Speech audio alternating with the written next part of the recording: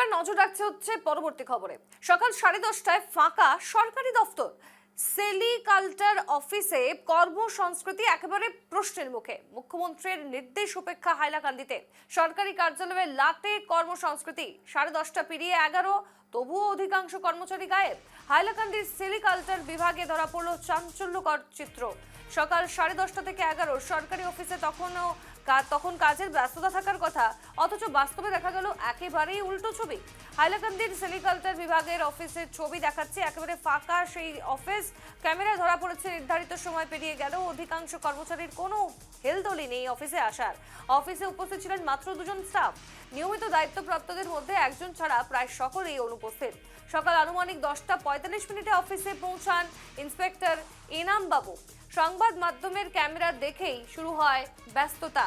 অভিযোগ, নিজের দায় এড়াতে তিনি দেরি হওয়ার বিভিন্ন বাহানা তুলে ধরেন। শুধু তাই নয়, নূর নামের তার ঘনিষ্ঠ এক 4র্থ শ্রেণীর কর্মচারীকে রক্ষা করার চেষ্টায় ক্যামেরার সামনে তুলে ধরেন 1.5 মাস পুরনো একটি ছুটির আবেদনপত্র। কয়টা বাজে বা ঘড়ির কাটটা তখন 11টা বাজে, তখন অফিসে যাওয়ার সময় 11টা বাজে। নাম কি দা? নাম কি দা? দাদা আপনার নাম কি দা?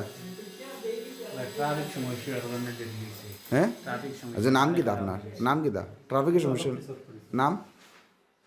নুরনি। নুরনি নামটা কি দা আপনার? নাম কি দা?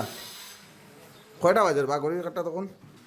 10টা পর্যন্ত আপনার অফিসে একজন স্টাফ আছিল, বাকি স্টাফ কি তা আয় নানি না তারা ছুটি? একজনে তো ছুটি লইছে। ছুটি খেয়ে লইছে? নূর নূর ভাই একজন আছে। আপনি তো টেলিফোনে আমার এই কথা কইলা না। মিসবা টেলিফোনে তো আপনি ছুটির কথা একবারও কইলা না। মিসবা লইছে না। আপনার কল রেকর্ড আছে আমার কাছে। আপনার তো টেলিফোনে একবারও ছুটি কেউ কইছেন না, খালি কইছেন তারা কেউ আইছে নানি। আপনার কথা বদলেন এখানে। ও একটা মেসেজ দিছে ছুটিটা। ছুটি মেসেজ আপনি তো একটু আগে আমার ফোনও কইলা বলে তারা 3 জন মধ্যে কেউ আইছে নানি। তখন কেন করছি আমি না আইছে না কিটা কারণে আইলো না আমি এটা আমি বলছি। ছুটি লইছে নি? দেখাইন তো অ্যাপ্লিকেশন। এটা লইছে। দেখেন অ্যাপ্লিকেশন দেখেন। প্রত্যেকটা দিন আপনারা কর্মসংস্কৃতি কই?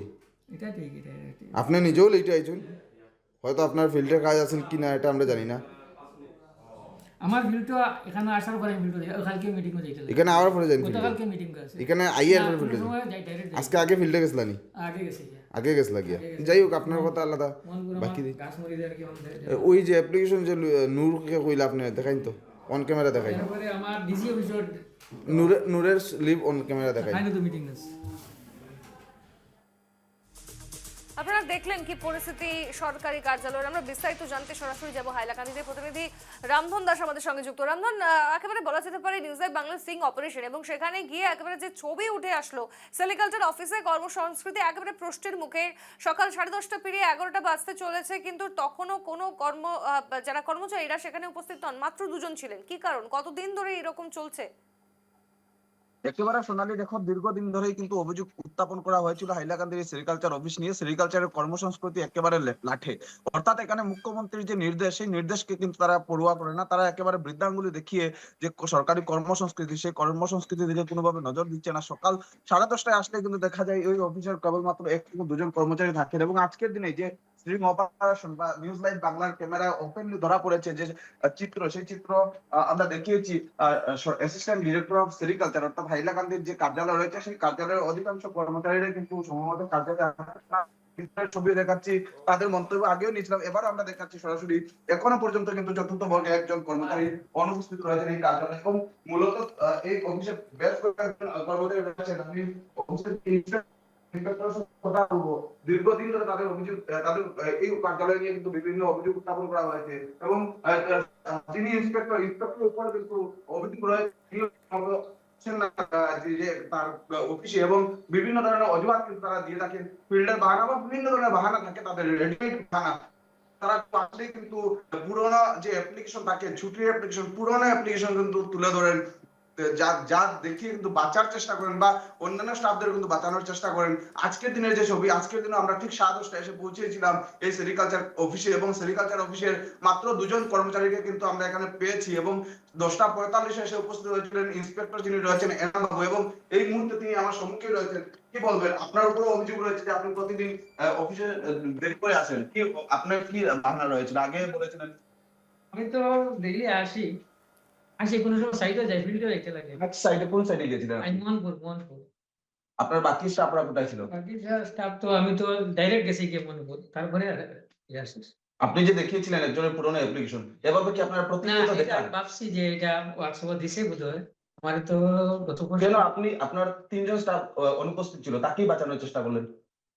আমি তো বাচ্চাকে আর কোনো উদ্যোগ নাই। তাহলে কেন আপনি এই পুরানো অ্যাপ্লিকেশন দেখিয়েছিলেন? পুরানো আমি দেখাইছি, আমি হোয়াটসঅ্যাপে আইছে, আমি তো এই যে ভালো করে হেন্ডিং জানি না। আমি ভাবছি আজকের অ্যাপ্লিকেশন আজকের রেপুটেশন। তাহলে এই যে এত অভিযোগ আছে, আপনি কেন ব্যবস্থা নেননি বা আপনার বিভাগ আমার ব্যবস্থা তো নেননি? এই অধিকার নাই ব্যবস্থা নিতে পারি। মুখ্যমন্ত্রী কড়া নির্দেশ দিয়েছেন যে সরকারি কর্মচারীরা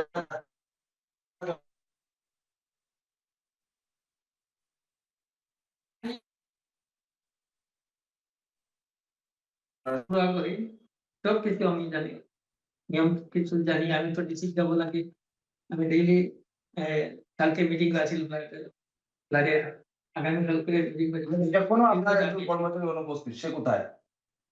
তার খবর জানি না। আপনাকে অ্যাপ্লিকেশন দিয়েছে ছুটি? অ্যাপ্লিকেশন দিয়া নেই। এভাবেই চলে কিন্তু স্বর্ণালী। এই যে কার্যালয় দেখো, এখন পর্যন্ত একজন কর্মচারী কিন্তু অনুপস্থিত, কিন্তু সে এখন পর্যন্ত কোনো ধরনের তাদের যে অনুপস্থিত থাকার বা আজকের দিনের ছুটি কোনো আবেদন জানায়নি। পূর্বেও কিন্তু ইন্সপেক্টর বেশ, আমাদেরকে রামধন, পুরনো আমরা ছবি আবারও দেখিয়ে আসবো দিলেন। তোমার কাছে পরবর্তীতে।